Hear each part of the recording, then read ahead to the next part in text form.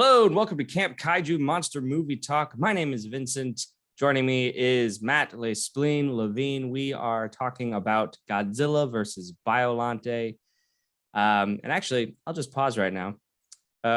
Matt, since we're not live, do you want to introduce yourself? Sure. Thank you, Vincent. Okay. My name is Matt Levine, aka Matt Spleen, as I'm known on Instagram. Sorry. 1 second. Sorry. That's okay. I'm not acting anymore. I can say welcome to Camp Kaiju. I'm Vincent, and then you could say I'm Matt. Gotcha. Okay, cool. That sort of thing. Yeah, that sounds good. Okay, cool. Because before with live, it was like I had to like bring you into the room. Yeah. You're already here. Okay. I am indeed. Yeah. Okay, cool. Hello and welcome to Camp Kaiju Monster Movie Talk. My name is Vincent, and joining me is Matt Spleen Levine. All right, and we are talking about Godzilla versus Biollante from 1989, Toho Studios' second entry into the Heisei era series of Godzilla films. This movie is weird and wild. It's full of gods and monsters and roses and Shakespeare, and we'll get into it. But how the episode is going to go down, we're going to talk about sort of the production history, the background, mention briefly some cast and crew. We'll talk about the themes, we'll talk about the synopsis, and then we'll get into our breakdowns of the good, the bad, and the downright campy. So, Matt, because this was my pick this week, did you have any prior knowledge or experience with this particular film? I did not, no. And to be totally honest, I don't have a lot of familiarity with the Godzilla, the various versions of Godzilla throughout the years. It's kind of always been like a cinematic blind spot for me. I love monster movies, obviously, but for whatever reason, I didn't really get into, the various Toho versions of Godzilla. But we talked about the return of Godzilla maybe about a month ago or so, and I was totally just like impressed by that movie, blown away by that. I love the sort of like man in a suit effects. I thought that there was like more going on thematically in that movie than I expected. So it was really a pleasure to see the follow-up to that movie. Godzilla versus Biollante is totally nuts. I found it really enjoyable. It was a good pick. That's awesome. Yeah. So my perspective coming into this movie was I hadn't seen it since I was a kid. And there are still quite a few Godzilla movies that I haven't seen in quite some time. This was one of them.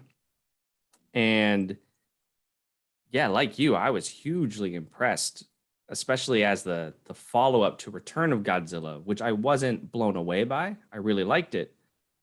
But I think Biollante just upped the ante 100%. And I found it really thematically dense. There's a lot going on, but it somehow made it told that story in a really more of a straightforward way. Like it didn't seem as convoluted as I thought it could have been. Yeah. I know what you mean. Like, I feel like this and the Return of Godzilla are good in different ways. Like, I feel like I liked the Return of Godzilla because it was like, it seemed very engaged in like the political state of affairs worldwide in the early 80s, especially with the Cold War and like the threat of nuclear destruction and things like that.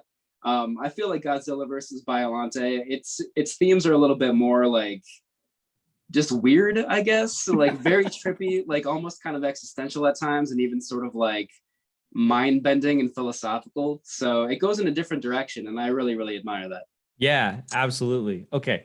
Before we continue, I will just read a synopsis quick, just so we can all be on the same page for our fans out there.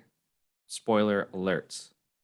Okay, so this film begins immediately after the events of Return of Godzilla, which, side note, I always love as a movie goer with sequels. And we see a team of scientists. They are kind of rummaging through the ruins of Tokyo. and they come across examples of Godzilla's flesh, and they realize they have access now to Godzilla's DNA, so they start collecting those samples. However, what happens is these scientists are randomly attacked by a group of mercenaries, secret agents. There's a lot of like gunfire all of a sudden. Scientists are mowed down. There's one secret agent who's wearing sunglasses. It is dark. Yeah, a lot's going on in like the first 5 minutes of this movie. That calms down. Then we cut to this scientist. His name is Dr. Shiragami, and he is in the Middle East. He's talking to an oil company, and they want him to kind of do some scientific work by turning their desert into farmland. While they're talking about this stuff, a terrorist attack happens, a bomb goes off, and Dr. Shiragami's daughter, Erica, is killed in the explosion. It's very important. So then we cut 5 years later. Dr. Shiragami is now in Japan, and he is experimenting with somehow merging Erica, his daughter's cells, with those of a rose bush. So already we're getting into some trippy elements of human plant DNA splicing, biotechnology. So that's going on. Meanwhile, Godzilla, he is still in that volcano from the end of Return of Godzilla, but he is still alive, and scientists are keeping an eye on him, but it's only a matter of time before Godzilla escapes from the volcano.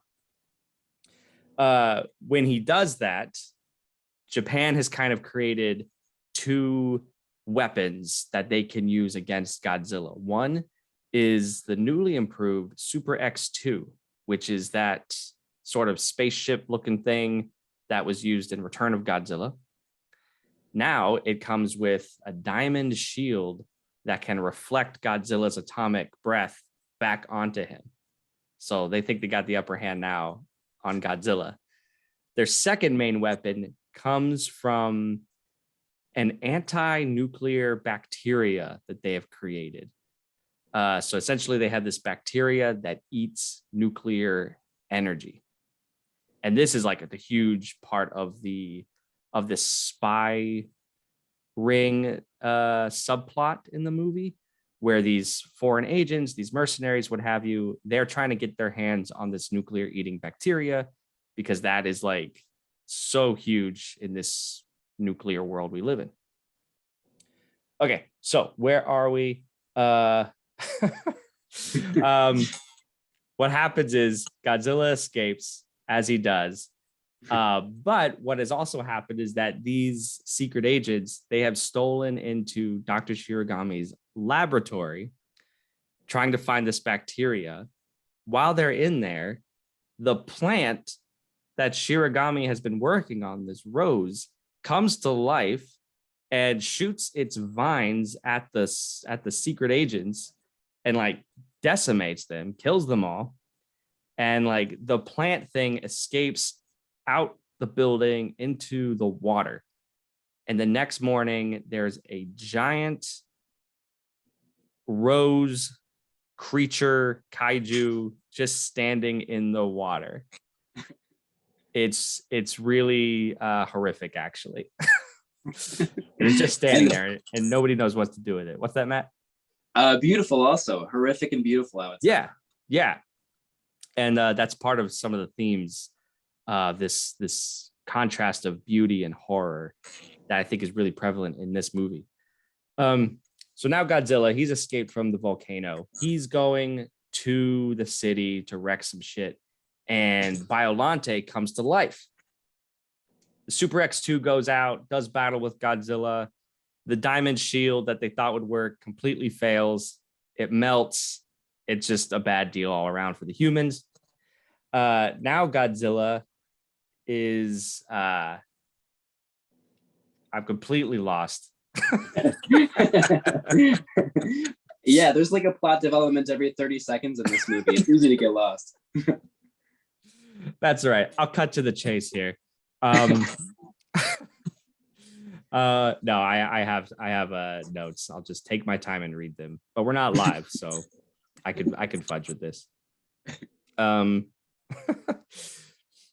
so while Godzilla is destroying the city, the humans with their anti-nuclear bacteria have put this bacteria on the tips of bazookas, and they go out to shoot Godzilla with this bacteria. It doesn't really work. And then the people realize that the bacteria only becomes activated when they're hot. So they're very heat sensitive. So they realize they have to increase Godzilla's body temperature to then initiate the bacteria that is now inside the monster. So this actually happens when Godzilla and Biollante meet. Godzilla goes to the water and fights Biollante, who at this point has transformed into like this monstrously grotesque bastardization of Godzilla himself, because the rose is also infused with Godzilla DNA. So lots of things going on in this plant. It's a really intense and awesome battle, but it causes Godzilla's temperature to rise. So the bacteria takes effect. Godzilla collapses, and you think he's kind of down for the count, but then Biollante just kind of disintegrates itself, and its spores and the spirit of Erica, the doctor's daughter, kind of ascend into the heavens, and there's like a calm. And then Godzilla wakes up, and everyone's like, "Oh crap, he's got to come back." But then Godzilla just kind of looks at them all, and just turns and swims off into the ocean. Dr. Shiragami, meanwhile, realizes that that he and humanity has learned a lesson from Biollante's existence, and that he muses that scientists like him are the real monsters in their creations of such abominations. And then he gets shot by the sunglass wearing secret agent, dies, and the movie is over. What an ending. Not my best synopsis, but oh, I disagree. No, yeah, the plot of this movie is nuts. Like, I feel like it, as you sort of mentioned, like a lot of that happens within the first like 5 minutes. Like, we have that recap of the return of Godzilla, and then we have these various agents, like the guy in sunglasses. We have some American mercenaries there too, apparently. We have the Saradian oil company. Saradia is the name of the sort of fictitious Middle Eastern country. And that's like within the first couple minutes of the movie. It's crazy. And then it just kind of gets like weirder from there. There's also like a psychic character who can communicate with Godzilla. And even she kind of like does this weird Microsoft Paint thing where she like sort of portrays her visions of Godzilla using this like sort of old-fashioned computer program. I mean, this story is nuts. It's all over the place. Yeah. So fun fact, that psychic character, she's a recurring character in in this movie and in the next 5 movies. So this was her first appearance. She was played by Megumi Odaka, and it was really cool to see her because I've seen those other films, obviously. So, Matt, as you continue your Godzilla adventure, she's a cool character to look out for. Yeah, she's great in this one. There's a great moment where she is in a classroom with a bunch of little kids, and they like have the kids draw, like somehow I think they're all psychics, these kids. Yeah. So they like all like draw their dream of Godzilla that they had at the same time, and then they like hold up their drawings to the camera. So there's this amazing shot where all these kids hold up their like drawings of Godzilla all at once. It's really, really amazing. Yeah, I love that shot, that moment. It was so, and now that I'm thinking about it more critically, I think it's I think it's an example of that contrast between beauty and horror, where you have maybe the beauty of a classroom of children, but then they hold up an image of Godzilla, which is inherently horrific, and it's just this incongruity Yeah, of feelings that you're watching as an audience member. totally. Yeah, it's a really bizarre moment, and it's only one of many in this movie. Yeah, at that moment I was like, okay, this is gonna be a good movie. Yeah, totally. um, the director of Godzilla versus Biollante is Kazuki Amori, and I mention him because he directs the follow-up film to this, which is Godzilla versus King Ghidorah, which uh, is legitimately in like my top 5 Godzilla movies. You think the plot of Biollante is crazy? King Ghidorah, you have time travel, you have aliens. It is worthy of its own episode, but I don't know if I'm ready to to just love on it for 45 minutes. Yeah, in a future installment, perhaps. Right. Yeah, it's. I mean, if it gets weirder than this, I'm all in for that. I can't wait to see it. It's not necessarily weirder, but it leans way more into traditional science fiction tropes. Mm. Invading aliens, time travel. There's a World War II like flashback subplot that's really fun. Yeah, I would recommend that one. But it's neat to see that the same director directed both of them. So, um, did you do any research on the background of the film? It's okay if not. Honestly, not too much. I know that Toho was not really big on a sequel to Godzilla at this time, as far as I understand, because The Return of Godzilla did not do all that well financially, right? From what I understand. Yes. Yeah, I read that too. In fact, they were so ambivalent with the thought of a sequel. They had a contest. They engaged the public to come up with a unique story idea for the script. So that's probably why we have such an off the wall and unique story, is because it was just a regular guy who pitched it to him. That's awesome. I love that backstory. I mean, that's kind of maybe an example or an indication that, like average movie lovers maybe have like crazier imaginations and like a better sense of like what's going to work on screen than some like cynical writers and producers. Right, who have been stuck in the same habits for so long. It's like, okay, Godzilla fights the monster and then he wins. But leave Right. it to someone unconnected with the movies. He was a dentist. His script was chosen because it was his idea to kind of think about and play with the themes of biotechnology, which is so different really from the traditional nuclear themes and warnings of most Godzilla movies. Mm. So I have a quote from that dentist. His name is Shinichiro Kobayashi, and I'll just read some of it. So he says, so in order to bring back Godzilla properly, we had to create an opponent that can fight properly.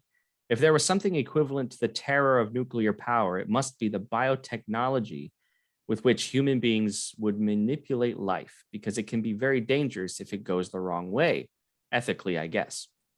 That's where I found the connection. So the idea of a monster that was created by biotechnology was born.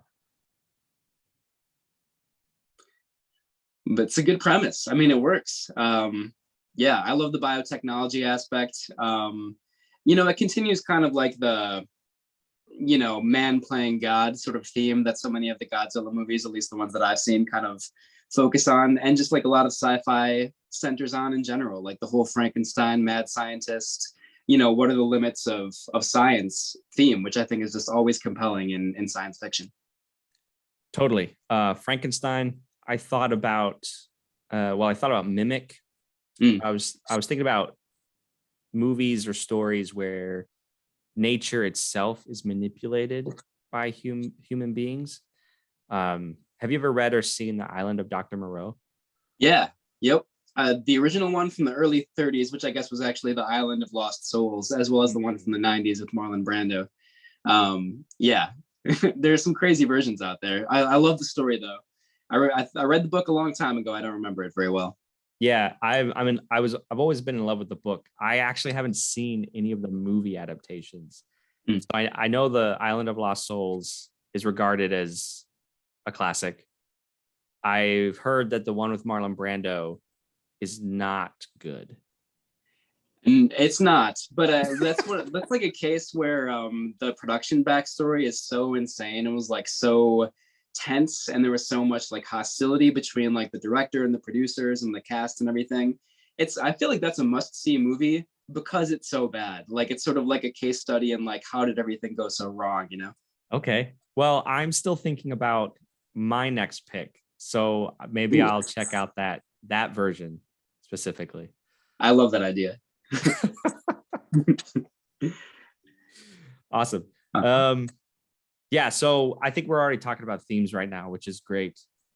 I I came across an essay, a critical essay called Environmentalism in Godzilla versus Biollante mm, by two students at SUNY Fredonia. It's a legit like research paper yeah. about environmental themes in this movie. So I will provide a link for it in the bio on the podcast. It's a read, so make sure you have some time, but it's worth it. So I pulled some an excerpt from it that I thought kind of summed it up for me. So to quote these students, specifically, Japanese environmentalism is connected to the concept of wa. I hope I'm pronouncing that right, WA, which roughly translates to harmony, peace, and balance. Japan's cultural emphasis on Confucianism and fatalism suggests that natural retribution will come when an imbalance is created. This is always, so my own words now, this is always present in Godzilla in and of itself. Godzilla always represents that disorder of nature and how humans can really put nature out of whack. So, anyways, Japan replaces Western notions of protecting the earth with the idea that nature should be feared, Mm. which we see in Godzilla himself, but we see maybe even more literally with Biollante as a monster. Yeah, I that's a great quote. I love that. And I feel like it's so fascinating because, you know, Biollante is a terrifying creature, but it sort of seems to grow out of the scientist's grief and even sort of about you know, kind of indirectly from the company of Saradia, I think that's the name of the country. You know, they're trying to like grow all this vegetation in the desert to sort of like compete on like in the international economy, like, you know, to be one of the best like cereal producers in the world, basically. Mm.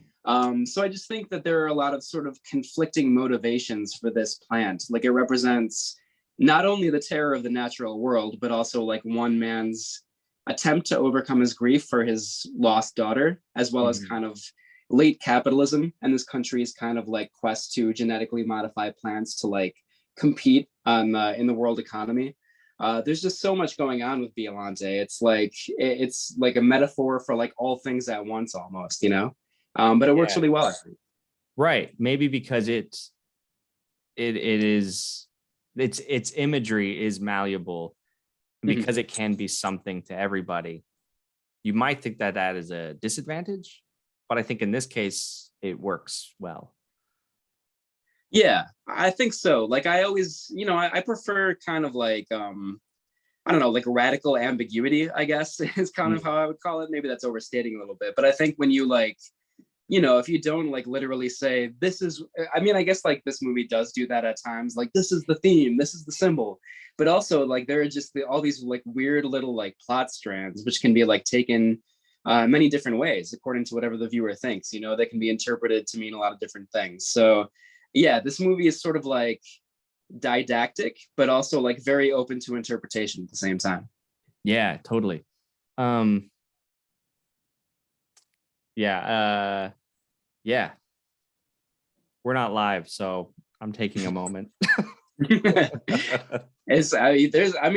I'm trying to take a lot of moments too because it's hard to like wrap my head around everything going on in this movie. Yeah. Uh, in that same essay, they touched on the the design of that first image of Biolante, Because I don't know, I don't know about you, but to me, I saw the vaginal representation Hmm. that uh, is clearly on purpose, and it's the feminism of nature. You're right, quote unquote, Hmm. versus the masculinity of Godzilla. And oh, are you there?